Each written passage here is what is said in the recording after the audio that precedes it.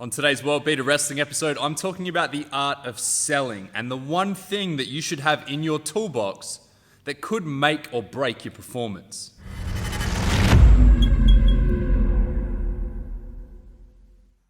Now, often when I talk about selling, I often refer to three different components of selling, or better yet, three different body parts that you can use to effectively portray your message, whether that's to show emotion, to tell a story. And those three body parts are our face, so our facial expressions, our voice, our vocalisations, and also our body language. Now, depending on what type of match it is, or the background story, whether it's a heated feud or whether it's a competitive match of sportsmanship, you will change the way you use these elements.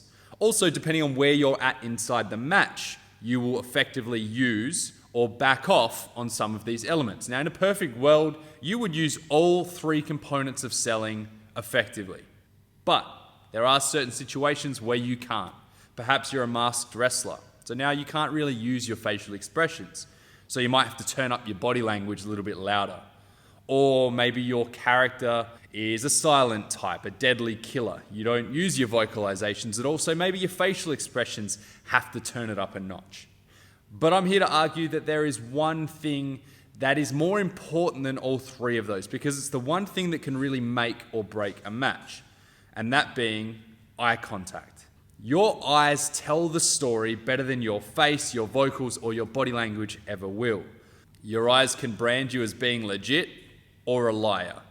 No matter what you're doing with your body, no matter what your voice is doing, if your eyes don't tell that same story, people will see right through you. Now, I know the eyes are technically a part of the face, they're part of our facial expressions, but I brand them as something different because I often see people who have tremendous facial expressions, but when you look into their eyes, it's not telling the same story. Maybe they're a little nervous or a little unsure of themselves, and you can see it in their eyes. I often equate this to the times when you were in your youth and perhaps you had a younger sibling like I did, and you would always try to poke the bear. You'd always try to push them right up to that limit.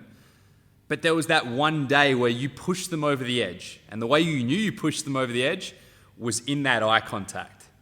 In that eye contact, you either saw frustration and anger that was about to bubble over, or maybe you saw a complete sadness and emotion, and you knew that that was going to bubble over and that they would scream and your parents would run up and then hell was going to break loose. But we all know that feeling of knowing that we've taken it too far. And often we can show that in a match where perhaps the heel has taken things just a little bit too far. And now the babyface starts to really show in their eyes that they're not going to take it anymore. This is what we could often refer to as an emotional change or a mood change. It's an effective tool you can use in your matches to really kick the match up a gear. So the next time you have a match and it's not quite getting the reaction you think it deserves, and you're perplexed at the reasons why the crowd aren't getting behind the babyface in the way that they probably should, have a look at your eyes.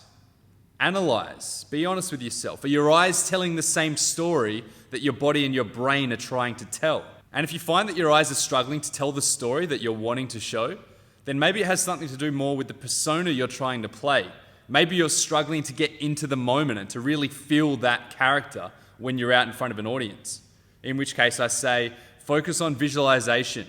Become a method actor. That's exactly what we are in professional wrestling. It's not easy, and it takes time, it takes practice. It's a skill that you need to learn, just like your rolls, just like your breakfalls, just like all your fundamentals. But the more effort and the more time you put into this, not just out in front of live audiences, but also at training, the better you're going to find it when it's time to go. Thanks for sticking around, and of course, YouTubers, if you haven't already, please hit the subscribe button, ring the notification bell. Facebookers, a simple like and share would do the job. And I look forward to seeing you next week for another episode of World-Beater Wrestling.